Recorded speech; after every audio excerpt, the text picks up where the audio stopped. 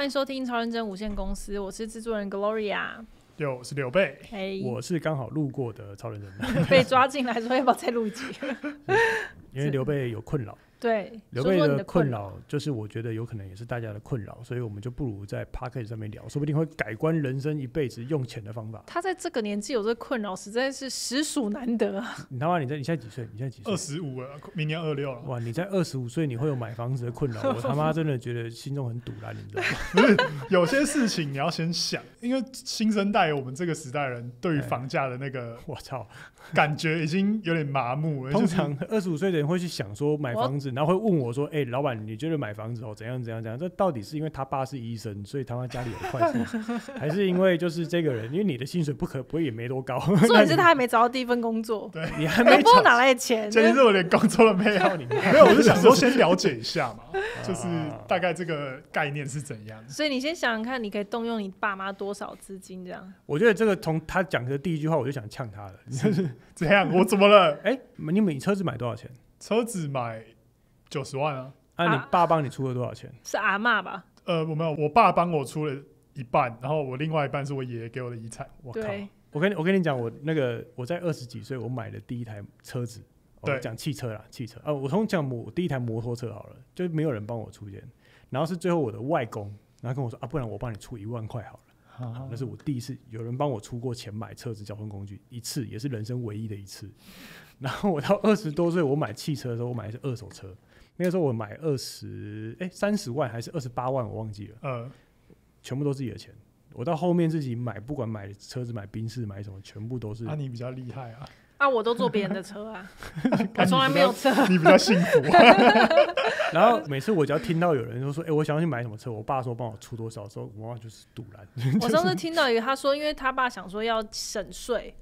然后就想说，那我这边有一笔钱，那你们去想想说，看你们想买什么车，真好。但他会变成什么？他是以公司支出在做这件事情吗？就之类，就是他要解决一些税务上的问题。我觉得那个是另外一个人的世界了，就当然，我觉得那个是很多人合法节税是一个从来没有人教过的方法。但是长大，当我们开公司的时候，发现原来要学早就要学这件事情，不然也是被收走。对，不然也是被收走，因为合法节税跟逃漏税是2件事情。没错，合法节税是原来你有这个名目是可以花这个东西省下，像尤其现在尾牙时段嘛，过年嘛，那为什么很多人老板会愿意是买东西去抽呢？因为他如果今天要花20万当成奖金去发的时候，他就是支出20万。但是他如果拿20万拿去买，比如说 iPad 啊、电脑啊、平板啊什么东西的时候，那你是能够省下20万的5%营业税。其实这个省的概念并不是说我省下了真钱，而是你这些钱本来就是要花出去的。对，你可以不用交给政府，你把它拿去换成另外一个价值，你想要的东西。所以就是会有同事就很堵然，就是我就不想要礼物啊，我想要现金。这没办法。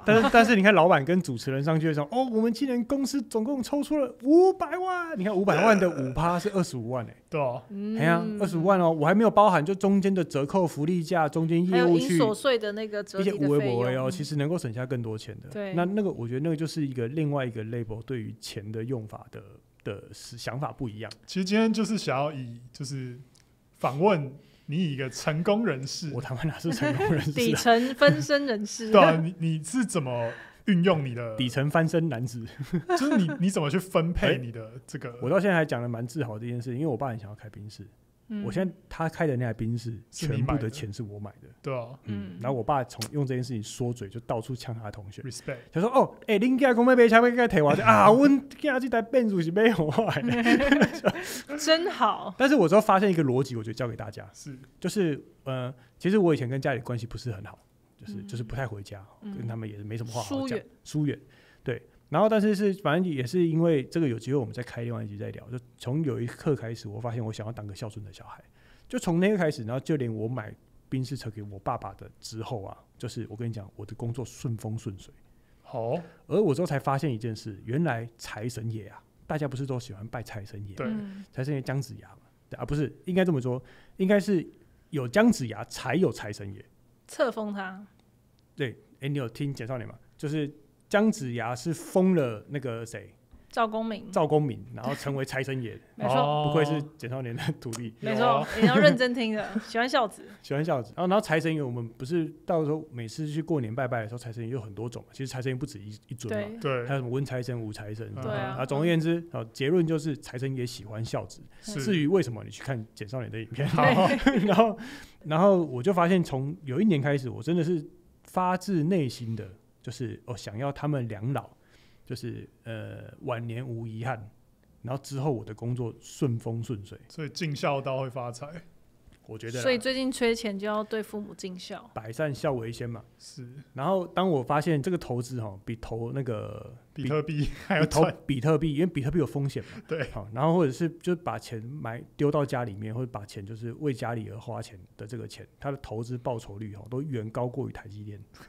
没在比，对，一年超过10%，就一年绝对超过10%，我觉得应该是10倍的回馈，10倍，我的10倍的回馈，这太多了吧？没有，就是反正我也不知道是不是刚好就踩在这个同个这个时间点上，富者越富啊，富者越富，就才会有100倍啊。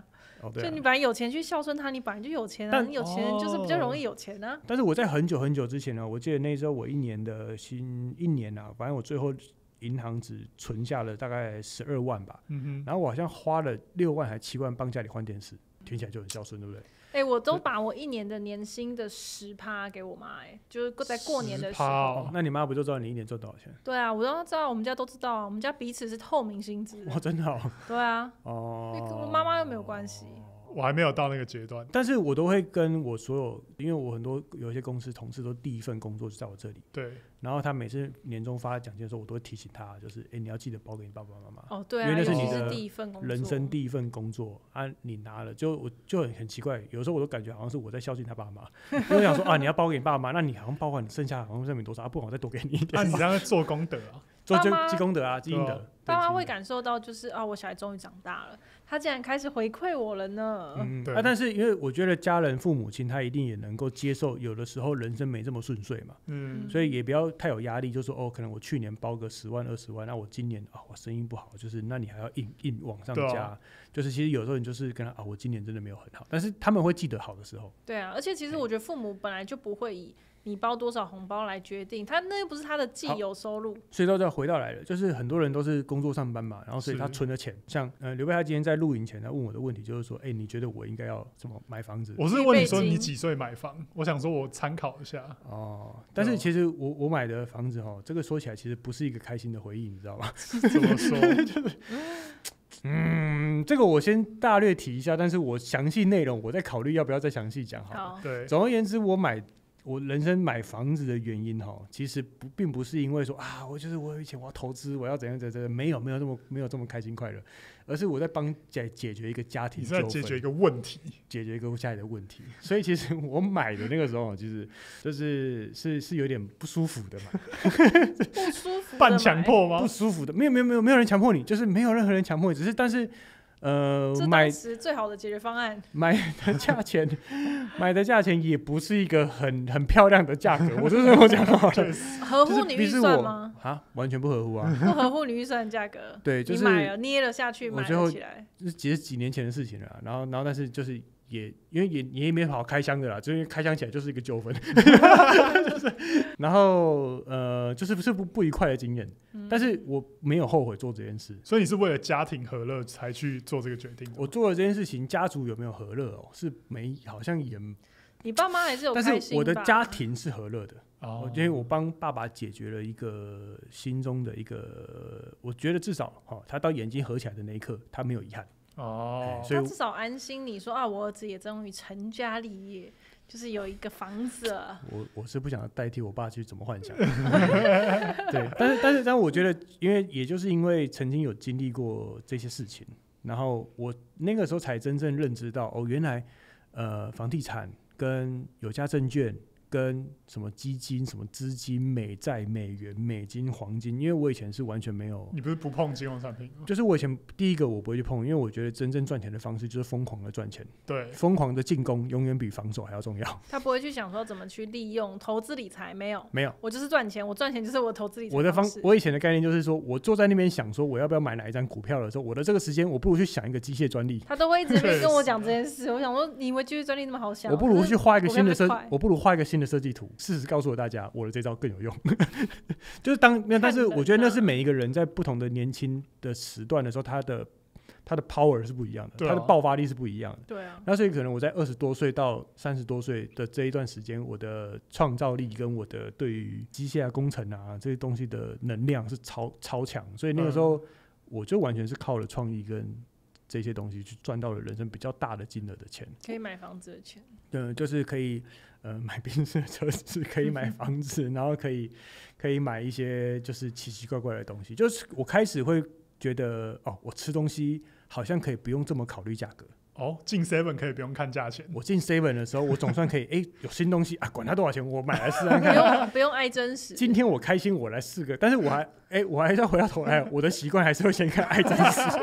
真的，就全年是那个打折肉先买。对，然后所以刘备就今天开始问我说，那个什么我要买什么？然后我就想说，我到底要给他一个什么奇怪的建议？因为这个小屁孩，你是不是想给我奇怪的建议？没有，因为你这个人买车子就是不照着正常人的逻辑买，就不会有人什么会有阿公的遗产，然后叫阿嬷帮你出一半的钱，然后去买一台就是你的车子，然后还不用房贷，不用车贷。说不定他到时候买房子，他也不需要付任何钱啊，他只要做决定而已。但是刘备在问我讲房子这件事情的时候，我问他的第一句是：你要自住还是投资？对，自住那自住的考量就会不太一样。那你的现金要准备多少钱呢？没有，所以我才就有点像是在问一个比较 general 的问题，就是你总算给我概念吧，就是说我现在准备了大概多少钱？我先讲，就是住的大概只会有我跟我女朋友2个人，然后我正常来讲2个人大概需要多大的空间，然后我才要去考虑这个。你看看香港，就是一个房间住了多少人？一个套房。对，那个又回到另外一件事你在做这件事情，你花这个钱的时候，对，你是为了自我满足，还是你是为了一个投资理财的实践，还是你是为了一个，就是他的理由有很多。因为我买房子的时候，我有很多的原因，其实是像我帮公司买，或者是帮家人买，他2个的需求就不一样的。对，就是像我们是当时在买这个东西买这个地方的时候，我是为因为他对我的公司有什么样的帮助跟什么样的增值性，所以我去买。那个房子就是家里那是我买这个东西是在解决亲情的问题。首先这2笔钱的几千万就是不能非常相提并论放在一起的，所以目标不一样。然后但是人家一定会有一派是租房子嘛，我完全认同我觉得租房子是一个很有弹性跟很有不加入这个游戏。但是同时我要跟大家讲的另外一件事情是，同时就是你会随时会被房东赶走。对啊，而且你可能到老了租不到房子。对，这就是重点。好，这个就是我跟一般的人不一样，因为我的人生被欺压很久了。我真的我要跟大家讲，就是我以前就是我很常租一个公司，然后被人家赶走，然后弄个什么东西，然后被人家弄走。有的时候房东看你把这边弄得很漂亮，他开始说我觉得那我这边应该很有值钱，你就会遇到这些王八蛋，然后他就要把我硬收回来。那这个时候我怎么办？我只能夹着屁股就是认了。对，那因为我的人生遇过太多这样子痛苦的经验，所以自己来。所以因为我遇到好房东的几率很低，不能指望别人的善良。对，但中间我有遇到很好的，就很帮我的，中间也有。然后但是我会评估回来，就是我会觉得就是我要再承受一次这种人生痛苦嘛。这种人生痛苦它对我的打击力量说不定会让我失去2个机械专利。说不定因为你情绪会被影响嘛。对，工作效率会被影响。对，所以我觉得在用钱这件事情上有一个很大的起头点，是我跟大家不太一样的，就是我想要有选择权。我说的选择权，它其实会差在一个是我不想被人家威胁，这个是我的人生排名。有些人是没关系，你威胁没关系我能够中间赚个多少钱，我能够怎样就5斗米折腰，还是我能够委曲求全一点。每个人个性不一样嘛，但是因为我是以前从工地就被人家欺负的人，所以我对于这个的反抗，我觉得比较不能够让跟一般人去做比较。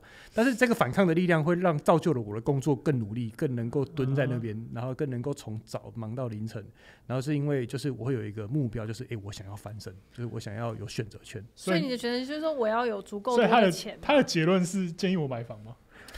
不是来，这个是我在讲什么？我少的建议是什么？因为赚钱就对了。因为我觉得很多的频道就是因为买房，你要买房为什么？因为现在通膨怎样，就大家会讲个结论。但是我想要是先从一个每个人的个性，你再去做一个选择，所以他一定没有一个绝对的对跟绝对的错。对，就好比说，我们先前面我们先定锚嘛，我们要定锚这个概念之后，基础好，所以刘备你决定要用多少钱去准备？你前面有多少钱？你要准备去买多少钱的房子？300万吧，自备款。你有400万还是300万？那你300万你就不一定要买房子。如果你有300万可以随便花，通常会300万可以随便花？如果假设啦，我说假设一般人有300万可以随便花的时候，你会去买什么？买一个不知道，可能只会一房一厅吧，顶多买1000万的房子吧。或者有些人会去租房子，然后去买一台很好的车子，或者是就留100万剩200万。有这个选项吗？有这个选项吗？还有这个选项的话，你要换吗？有这个选项，嘿，我会租房子，然后先去买一个 BMW 420 IGC。好，各位刚刚听出来了，但是我觉得这是他诚实的选项。你阿公真会讨厌，阿公的遗产。刘备，你是说你如果300万的话，你想要买一个什么 BMW 的什么420 IGC 啊，Grand Coupe，然后呢再加上租房子，所以想说 Grand Coupe 200万嘛，100万拿去股市这样。好，每个人想法不一样，为了帅，人家说嘛，因为这个很多东西结果先决，说不定明年之后股市暴涨，说不定但有可能崩盘也不一定。但是我觉得他的第一个选项就不太对。但车肯定是底价。你说420 i Grand Coupe 不行是不是？不是 BMW 不行。首先，车子它本身就是费用，它不是资产，它只会一直掉价。但是有趣的是，房地产它会是资产。是。好，那车子当然也能够想说，我可以卖二手车嘛，我可以怎样可以卖掉嘛？那它新车多少钱？200出吧。我算200万好了。200万。如果是以双 B 的车子，它3年内它的掉价，它肯定是很嗨的。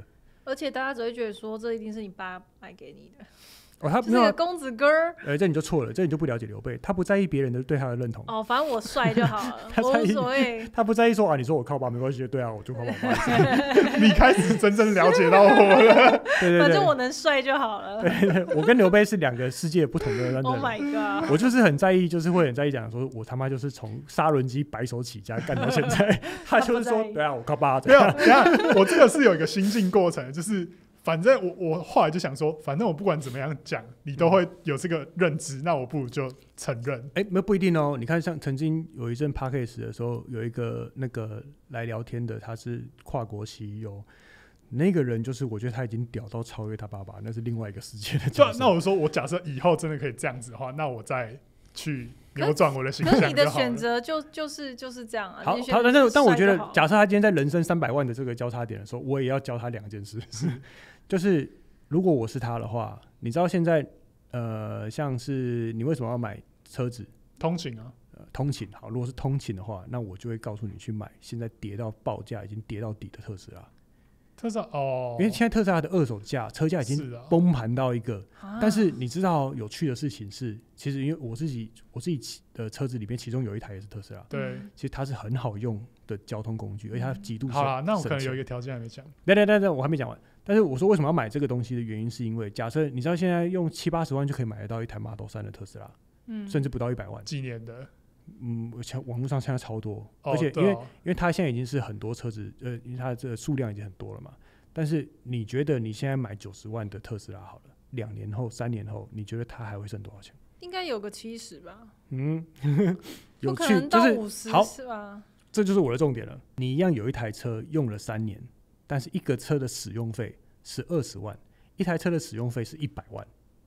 所以同时你花掉了这100万，但是如果同时你只是要一台车子，你会有更多的钱去运用。那我去买中古车就好了。我觉得中古车有很多其实是已经跌价跌到一个不可思议的时候，所以我要跟你讲我的第一个故事是，我那台车第一台车子是 Honda CR-V。对，那个时候我记得那时候买的是二手车。对啊。好，买二手车的时候，我在卖掉的时候，我那个5年的使用的钱不到10万块。很保值，极度因为他当时我买的时候，他就是已经很低价。没有啦，这个道理我也懂了。你还记得我第一台车买的是什么？就是你在没有驾照的时候，先买一台破车。对、啊，那个是不可以的。然后他没驾照，然后叫朋友开，我说这是个烂故事。不是，我要讲我的投资选择跟你一样啊。我那台车买多少钱？3万5而已啊。那台车价值多少？不是5万。你那台车是连开出去我都觉得不太好意思，所以我后来换车啊，对不对？然后之后我要跟大家讲的第二个，就是因为我其实大概每一年赚的钱。假设我一年赚1000万好了，那我可能只会有100万，只会拿来就是做一些休闲娱乐或干嘛干嘛的这样子。只有1/10啊，1/10，我放了1/10。那里面1/10也包含了一些东西，像有时候我会买手表，因为我很喜欢机械手表。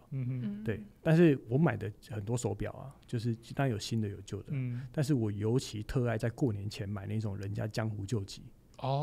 要就是他可能今年对他可能过不了，但是他的手表有这种哦，有啊，真的假的？我买过不少只哦，当铺之类的哦。有一些人是当铺啦，有些因为当铺你要自己会看，你要能够分辨真假。我不太确定观众可不可以，所以我没有这么鼓励。但是如果今天你买的那个对象是真的是好朋友，或者是他就是当时可能以前很有钱挥霍，买一些很贵的手表，然后放在保险箱里面，然后发现靠，过2年发现没钱完蛋了，那他就会用很低价的钱卖出来，这蛮有趣的。所以网络上有一些其实对正常来说不太便宜的手表，它可能10几万、20万，但是你戴了2-3年，你卖掉的时候，你会赚5万或者是赚3-4万哦。这是我的亲身经历。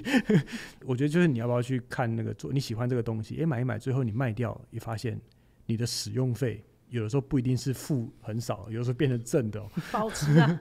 所以要选，但是还是回到第一原则，你要喜欢这个东西。对啊，你不喜欢，它就是垃圾。对啊，人家那很多业务都会跟你讲天花乱坠，这个东西多保值，这东西怎样？你要不要跟他签个合约说，那我如果明年不保值的话，他们你要不要拿命来赔？我觉得我真的听过太多的例子，就是说什么我当时说这个东西多保值，那都是他猜的，他只是为了要把这货塞给你。但是如果今天你原则上你还是喜欢这个东西，或是你买这个东西有特殊意义的时候，那这个钱它的附加价值，它可能就有时候远超过了这个情绪价值啊。对，说不定你看到，说不定我处理家里的那个房子，说不定30年后，说不定它涨了但是有可能它跌了。但是我不管它涨还跌，至少我爸开心。对啊，你有得到这个情绪价值。对，我得到这个情绪价值，然后也因为处理这件事情之后，我很多事情可以讲顺风顺水。所以在这一集播出的时间，你可能会拿到压岁钱嘛？你可能公司会拿到一些奖金，可能会拿到300万。我会拿到300万。有些科技公司真的年终会有到那么多。科技公司对啊，就高层他们年终奖金应该加一加会有到那么多。但是我觉得还是以我自己的很多人生经验，跟我身边蛮多企业大哥老板的，就是我觉得大家也不要去看很多新闻说今年这个企业发了几个月年终，这个月发了怎样，就不要攀比。不是不要攀比，是不用蹭热度去冲。因为我人生的所有赚钱经验永远都是认真做好面前这件事，然后当你累积，突然你的机会点来的时候，其实你也是在做以前原本你每天固定认真在做的事，但是你的收入跟你的很多事情会倍数增长的。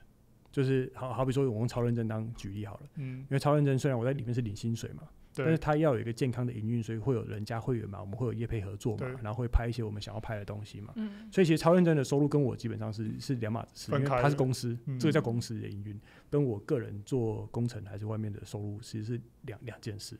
然后但是你要想超认真有做起来的原因，也是因为我以前在做工程工作，我在工地工作的时候，我都很认真在学每个东西啊。